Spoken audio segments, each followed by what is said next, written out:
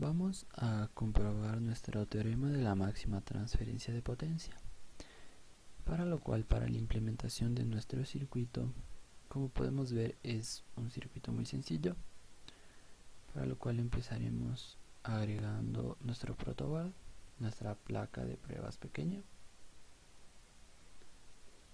Como primer elemento podemos ver que tenemos una fuente de voltaje de 15 voltios que va a ser nuestro suministro de energía.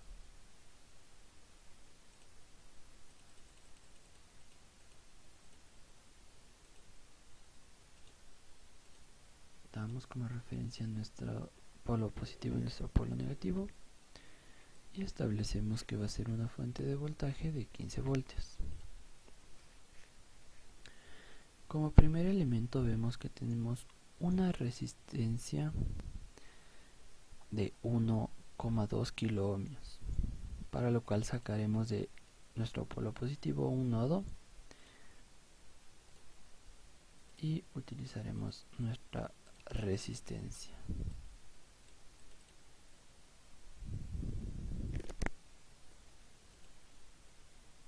Como ya lo habíamos dicho, va a ser una resistencia de 1200 ohmios.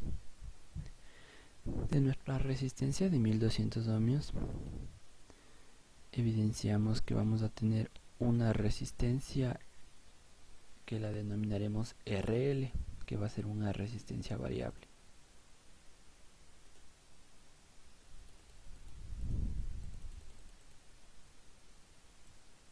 La cual la pondremos aquí e irá a nuestro polo negativo. ¿Ya?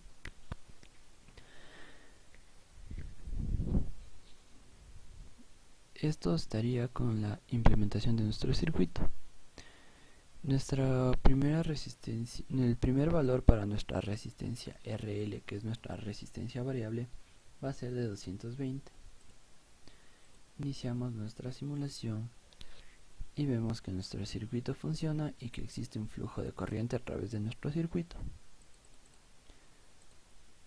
Nuestro segundo valor de nuestra resistencia va a ser de 470 ohmios. Iniciamos la simulación e igual vemos que hay un flujo de corriente en nuestro circuito. Nuestra tercera resistencia va a ser de 680 ohmios. Iniciamos nuestra simulación y vemos que existe un flujo de corriente, es decir que sí funciona nuestro circuito y que está bien conectado.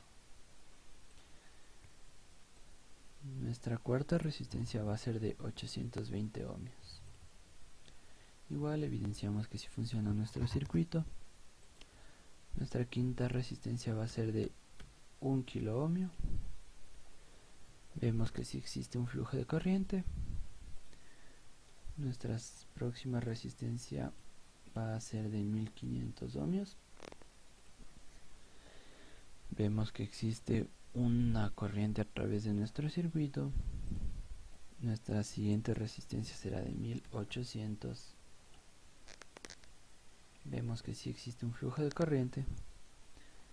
Nuestra siguiente resistencia será de 2200. Vemos que existe el flujo de corriente. Nuestra próxima resistencia será de 3900. Vemos que existe nuestro flujo de corriente y nuestra última resistencia con la cual vamos a trabajar va a ser de 4700 ohmios.